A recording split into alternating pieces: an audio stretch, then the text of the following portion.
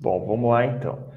Então, eu não consegui ainda subir a prova para vocês no Moodle, não consegui montar a prova, para falar a verdade, mas devo conseguir fazer isso na próxima semana e está subindo a aula lá para vocês estarem resolvendo até o domingo que vem, por exemplo, enfim. Vocês sabem que vocês têm tempo para resolver as avaliações, né? Não tem problema em relação a isso. Então, a gente vinha nas últimas aulas falando. Vamos pegar um pouco aqui, antes de eu começar a disciplina em si, a gente tem lá o nosso planejamento da nossa disciplina, né?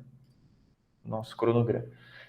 Então, a gente começou lá em junho, né? Julho, a gente viu a parte de elementos de máquinas mesmo, mancais e tal. Depois a gente veio com uma parte lá, entendendo um pouco mais essa parte de resistência dos materiais, então exercícios de momento, força resultante. A gente viu equilíbrio de partícula, cargas distribuídas, cargas pontuais.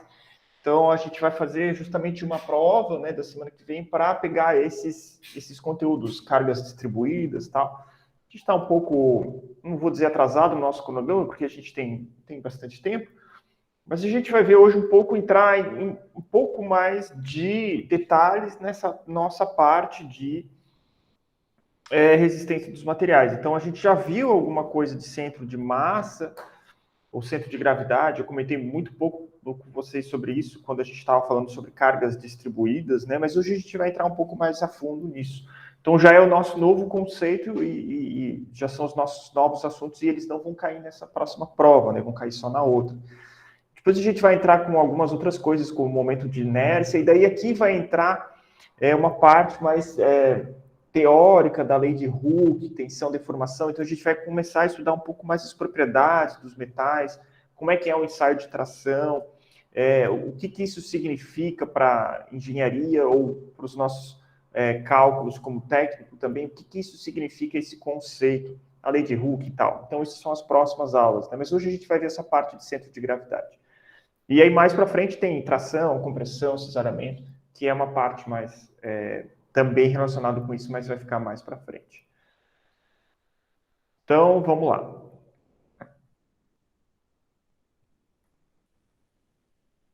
Outra coisa, gente, não esqueçam que tem atividades assíncronas para estarem sendo resolvidas lá no Moodle, tá, gente? Então é importante que vocês façam aquelas atividades, porque elas servem como preparatório para as provas e também com contabilidade de presença. Então, essa parte que, né, na verdade, não é bem elementos de máquinas, é mais uma parte voltada para a resistência dos materiais. Então, na última aula lá, a gente fez alguns exercícios lá da carga distribuída e tal. A gente fez alguns exercícios em que a gente considerava o peso da viga, então, como uma carga retangular distribuída, e como é que a gente fazia para calcular as reações nisso e tal. Então, uma parte com bastante cálculo, né? Hoje a gente vai ver uma parte um pouco mais teórica.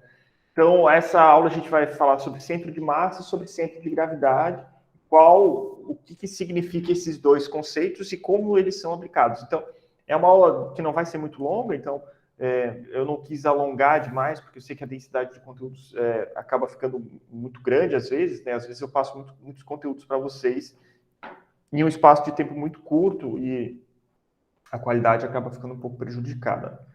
Mas vamos lá então. Vamos caracterizar o que é centro de massa. Centro de massa é a posição média de toda a massa de um corpo ou sistema. Então, se eu somar toda a massa e corpo de um sistema e dividir pelo número de pontos que eu contabilizei para fazer essa soma, eu vou chegar a uma posição média, que é chamado de centro de massa. Em um corpo homogêneo e simétrico,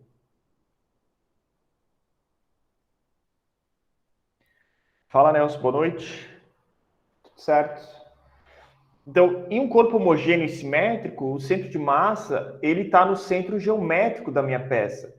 Ah, professor, o que significa isso? Vamos pensar, então, aqui uma pecinha, aqui um quadrado, em que ele é homogêneo e ele é simétrico. Né? Então, o que quer dizer homogêneo? Quer dizer que se ele é feito de aço, carbono, por exemplo, ele é todo de aço, carbono. Ele não tem uma assimetria, ele não tem uma heterogeneidade na sua composição. Então, ele tem qualquer ponto lá, se eu pegar uma amostrinha desse material aqui, se eu pegar uma amostra aqui, se eu pegar uma amostra aqui, e mandar para o laboratório, eu vou ver que todas essas partes aqui são feitas do mesmo material. E simétrico, o que quer dizer que é simétrico? Quer dizer que a sua largura e a sua, aqui, profundidade aqui, se isso aqui vale A, vale 1 centímetro, isso aqui vai valer também A, ou vai valer 1 centímetro. Se A ficou feio, né? Vamos colocar um A assim. Então, se aqui tem, sei lá, 10 metros, aqui tem 10 metros. Então, essa é o que quer dizer a simetria desse objeto aqui. Então, o centro de massa está no centro geométrico. O que é o centro geométrico? A gente já utilizou isso aqui quando a gente fez os nossos cálculos de carga distribuída. Então, quando a gente tinha lá uma viga engastada, por exemplo, e a gente tem uma carga distribuída em cima dessa viga, a gente viu lá, tem tabelas até em que a carga concentrada equivalente, ela está exatamente nesse centro geométrico aqui. Então, a gente fala que é o centro de massa dessa minha peça aqui.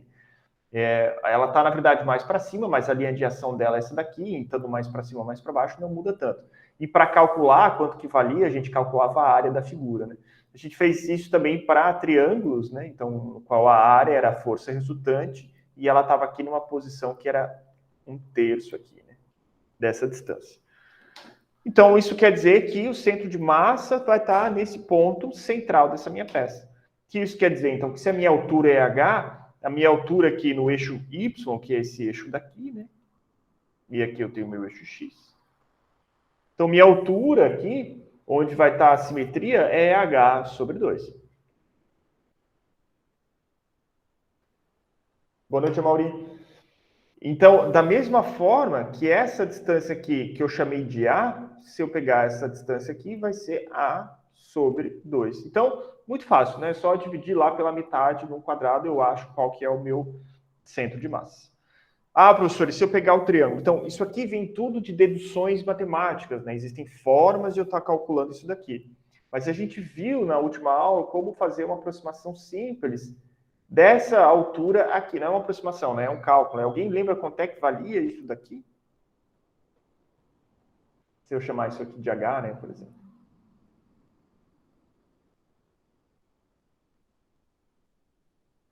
Ninguém lembra, gente? Eu tinha escrito aqui em cima. Então, essa altura aqui vai ser H sobre 3.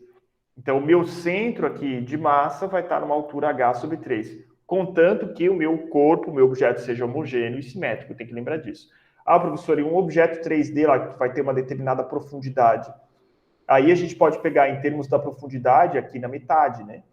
Mas, isso aqui fazendo um desenho que acabou não ficando muito bom, né? Mas, enfim, se eu pensar lá num quadrado, né? Que ele tem uma determinada profundidade, da mesma forma, a gente vai dividir tudo por 2 e vai estar lá bem no centro dele. Então, a gente pode pensar num objeto em 3D, né? Então, ele vai estar aqui a essa distância aqui dividida no meio, essa distância aqui dividida no meio, essa distância aqui dividida no meio. Então, o que isso quer dizer? Que se eu botar lá uma linha, alguma coisa, e pegar esse objeto bem nesse centrinho, ele não vai girar para nenhum ponto, ele vai ficar em equilíbrio nesse ponto. Então, aqui eu trouxe para a gente ver um estudo de caso no qual isso não foi aplicado da forma correta, que é a Torre de Pisa. Não sei se vocês já viram fotos, né? Mas essa torre foi erguida faz muito tempo, né? Em 1173. Imagina, o Brasil não era nem descoberto ainda. Né? E dessa época que começou a ser construída e finalizou só no século aqui 13, né? Sobre um solo altamente instável, que fez com que ela tivesse aqui uma inclinação, essa torre. Então, quando começou a se construir, ela começou a se inclinar, os próprios andares, eles têm inclinação aqui dentro deles, né? Eles não têm todos aqui a mesma altura. Todos os pontos deles não são simétricos, né? Então, os próprios andares, eles foram começando a ser construídos e a torre começou a inclinar, eles começaram a tentar compensar isso, construindo ela inclinada para o outro lado, para ver se puxava a torre. Isso foi fazendo com que a torre começasse a ficar completamente estável, né? Então, se a gente pensar nessa torre aqui, se ela tivesse certinha e a gente aplicasse o que acabou de ser falado ali atrás, se esse objeto aqui fosse simétrico e tal, meu centro de massa estaria exatamente aqui no meio. Mas como essa torre acabou ficando inclinada, meu centro de massa se deslocou e veio para cá. E é esse centro de massa que está cada vez mais puxando a torre. Então, ao invés de ela estar ali no meio, está em algum lugar aqui. E eu tenho uma angulação aqui, eu tenho um determinado ângulo que foi formado entre o eixo da torre, né, principal, e o centro de massa dele. Então, foram injetadas lá, ao longo do tempo, quase 100 toneladas de argamassa no solo, porém essa inclinação ainda aumentou, e a solução encontrada ali para que ela não caísse de uma vez foi acrescentar uma massa extra na base da torre para deslocar o centro de massa e o centro de gravidade que a gente vai ver na sequência mais para baixo. Então, se a gente pensar que essa torre aqui ela é grandona, né, o meu centro de massa e centro de gravidade, como a gente vai ver mais para frente, vai estar mais aqui para cima. À medida que eu adiciono massa nessa parte aqui de baixo, então eu começo a trazer esse ponto cada vez mais para baixo, eu começo a trazer ele para cá. E se eu estou trazendo ele para cá, eu estou tentando desenhar uma flecha só, mas ficou meio ruim aqui, né? Mas a minha força que é feito aqui para baixo é menor, o meu componente da força acaba ficando um pouco menor.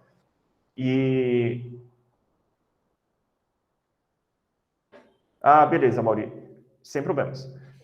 Então, eu descendo, a gente estudou sobre isso, né? Infelizmente eu não tenho aqui um slide em branco para estar desenhando. Deixa eu ver se eu consigo adicionar.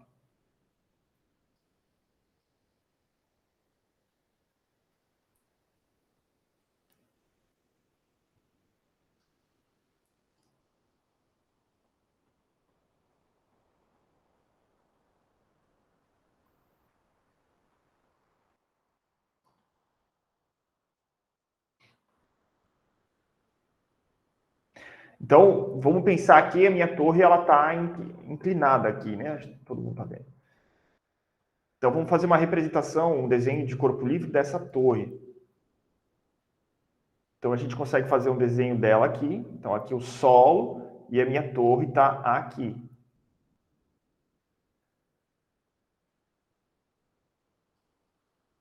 Se eu tiver a minha massa distribuída aqui nessa torre, vamos supor igualmente, o meu centro de massa vai estar mais aqui para cima.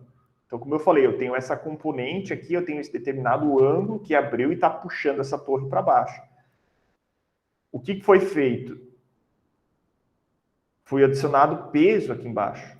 Então, aqui embaixo foi colocado alguma coisa muito pesada. E esse ponto que antes estava aqui em cima, ele estava aqui, ele foi trazido mais para baixo. Então, esse ponto agora está aqui. E essa componente acaba ficando um pouquinho menor. Então, esse peso, essa massa, acaba segurando a torre, né? É meio que intuitivo isso, né? Então, vai segurar essa torre para que ela não caia de uma vez. Beleza, gente? Todo mundo entendeu? Alguém tem alguma dúvida?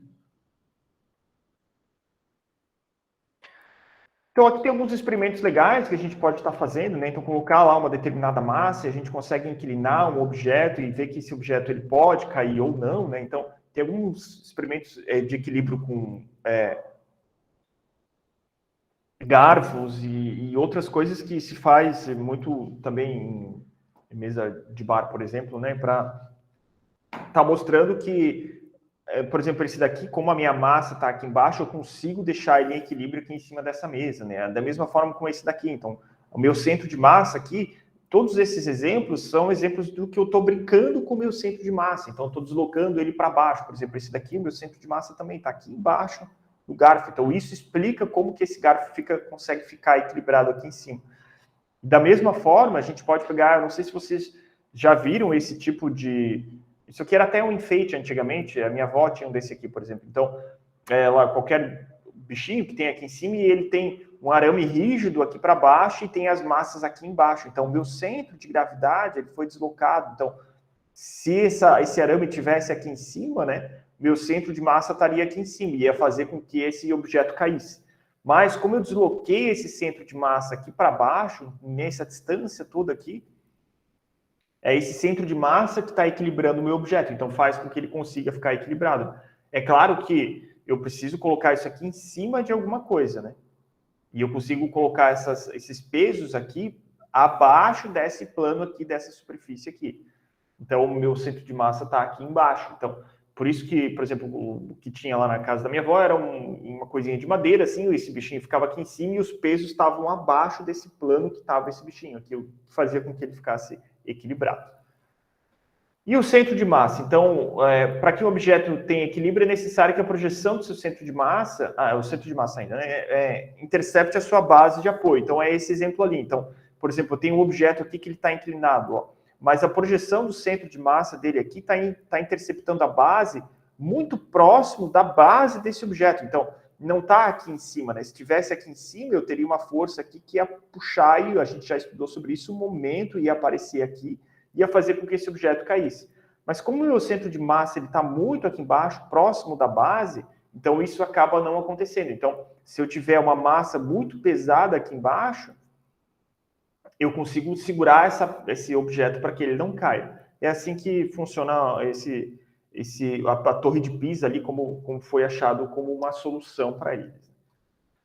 Então, por isso que a gente abre a perna no ônibus lá quando a gente está andando de ônibus. Então, quando o ônibus começa a fazer muita curva, começa a ficar muito perigoso, a gente está se desequilibrando muito, a gente acaba abrindo a perna e descendo o nosso centro de massa. Ele está mais próximo do chão do ônibus, o que faz com que a gente consiga se firmar mais nesse objeto que está em movimento. E o nosso centro de gravidade é a posição onde pode ser considerada a aplicação da força de gravidade resultante equivalente de todo o corpo. Então, de novo, isso aqui vem todo de uma explicação lá, a gente consegue calcular isso e demonstrar isso matematicamente, por integrais e tal, mas não vem muito ao caso, a gente não precisa entrar tão a fundo aqui, porque é um curso técnico, né? A gente precisa saber e usar esses conceitos, aplicar esses conceitos. Então, se a aceleração da gravidade for constante para toda a extensão do corpo, então o centro de massa vai coincidir com o centro de gravidade. Então, quando a gente está falando aqui nos nossos exercícios, tanto faz se a gente usar centro de massa ou centro de gravidade.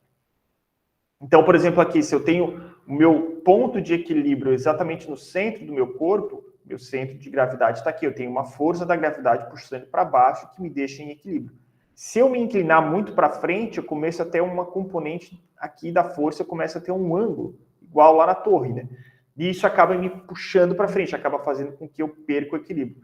Então, quando eu abro a perna, então vamos desenhar aqui como se fosse essa pessoa, né? Só que daí com a perna mais aberta, eu acabo deslocando esse meu centro de massa ou centro de gravidade que estava mais para frente, eu desloco ele mais para baixo. Então, eu desloco ele mais próximo desse ponto aqui. Então, está mais próximo do Sol, essa distância aqui é menor. Então, como a gente viu ali, né, é necessário que o centro de massa vai interceptar a base de apoio. Então, está mais próximo dessa base de apoio. Existem tabelas no qual a gente pode calcular qual que é o nosso centro de massa ou centro de gravidade. Então, aquelas que a gente usou dos quadrados e triângulos vieram de tabelas que já está pronto. Isso aqui vem tudo de dedução matemática, mas a gente pode utilizar isso aqui de forma pronta, a gente não precisa se estressar muito com isso. Então, aqui tem triângulos, até em triângulos inclinados, quadrante de círculo, semicírculo. Então, o quadrante de círculo sendo essa peça aqui, né? O semicírculo sendo essa daqui. Limitada por dois segmentos de retas perpendiculares. Então, aqui já é uma elipse, ó, já não é mais um círculo, é uma elipse, assim sucessivamente. Né? Então, eu consigo lá mesmo equações, então, figuras no qual a curva da figura é descrita através de uma equação. Então, essa curva aqui que faz com que essa figura existe é y igual a kx ao quadrado. E eu consigo estar calculando dessa forma. Então, aqui, né, o meu x barra, que é o meu centro de massa aqui em relação ao meu eixo x, e meu y barra, que é o meu centro de massa em relação ao eixo y. Lembrando que a gente sempre tem que estar desenhando nosso sistema, na verdade seria aqui, né, nosso sistema de coordenadas. Então, x está aqui, y está aqui. Então, vem daqueles nossos desenhos lá de diagrama de corpo livre que a gente costuma fazer. Então, a gente tem um primeiro exercício. Eu vou deixar, então, um tempinho para vocês estarem resolvendo. Calcule o centro de gravidade da figura abaixo. Então, eu quero tanto o meu x e o meu y. Beleza? Peguem lá papel, caneta. Pode Well, falar. minha internet está muito instável, já caiu umas 2 vezes, tá? Não assusta se eu ficar tentando entrar de novo, não. Tá, sem problemas, Wilson. O Nelson ia falar alguma coisa, Nelson? Tá. Eu vou fechar meu microfone um pouco e vou dar aí uns minutinhos para vocês estarem resolvendo.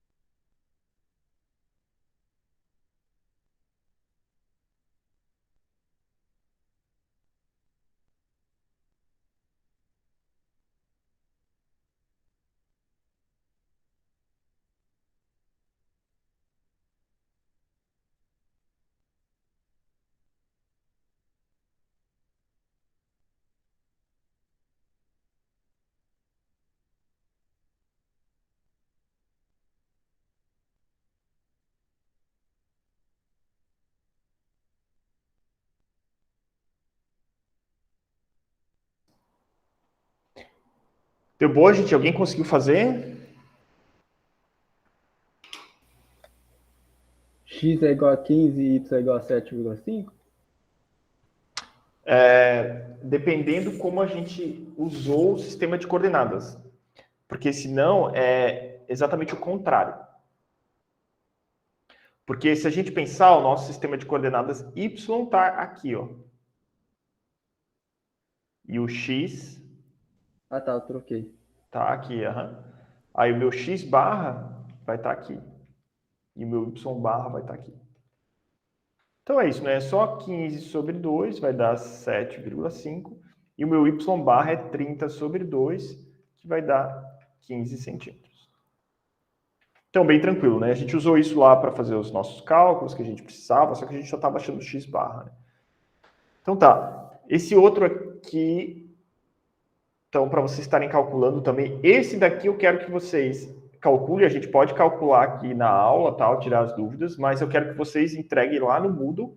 Eu vou abrir o lugar para vocês estarem colocando lá como atividade assíncrona.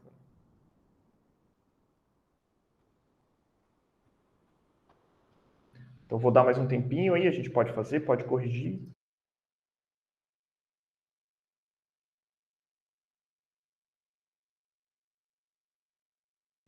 Quando é triângulo é só dividir por 3, né?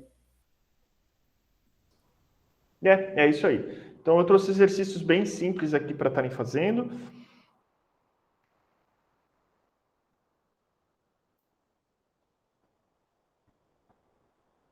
Então, lembrando, a gente tem que colocar lá o nosso sistema de coordenadas, então o eixo Y, o eixo X.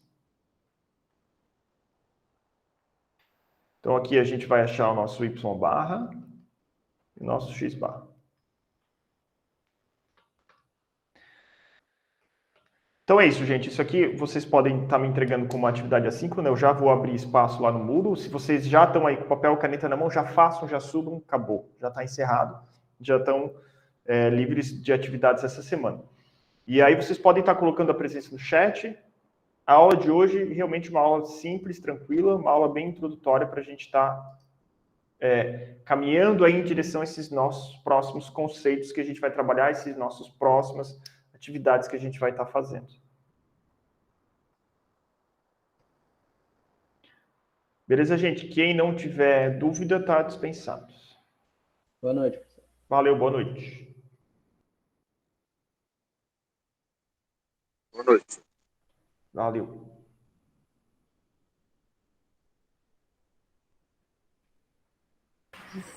Professor, o Amaury não estava conseguindo entrar, estava caindo a conexão dele e não consegue colocar presença aí.